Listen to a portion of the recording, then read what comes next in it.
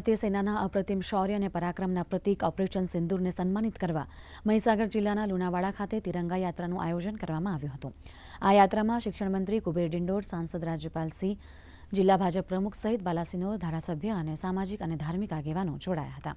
સાથે જ આ યાત્રામાં મોટી સંખ્યામાં બાળકો અને મહિલાઓ પણ જોડાયા હતા। નંદન આર્કેડથી પ્રારંભ થયેલી આ યાત્રાના માર્ગમાં સરદાર પટેલની પ્રતિમાને પુષ્પાંજલિ અર્પણ કરવામાં આવી હતી। સમગ્ર માર્ગ પર ભારત માતાના જય ઘોષથી વાતાવરણ ગુંજી ઉઠ્યું હતું।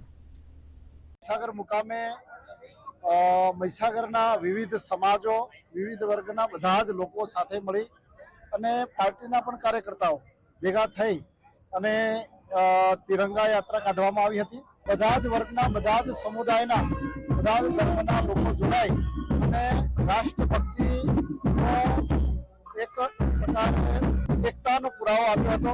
तिरंगा यात्रा का भव्य आयोजन हुआ। ये हमारे भारतीय सेना के पराक्रम के लिए लूणावाड़ा की नगर के महीसागर जिला की जनता ने अभूतपूर्व तिरंगा यात्रा निकाली है। जो हमारे भारतीय सेना ने पाकिस्तान ऊपर स्ट्राइक करके ऑपरेशन सिंदूर किया है, उसके लिए जो हमें भारतीय सेना ने गर्व महसूस कराया है, उनके सम्मान के लिए, पराक्रम के सम्मान के लिए तिरंगा यात्रा निकाली गई है। हम सारे हिंदुस्तानी पर गौरव करते हैं और हम दिल से दुआ करते हैं कि मालिक उन्हें और तरक्की दे। बस ये मेरी दुआएं हैं।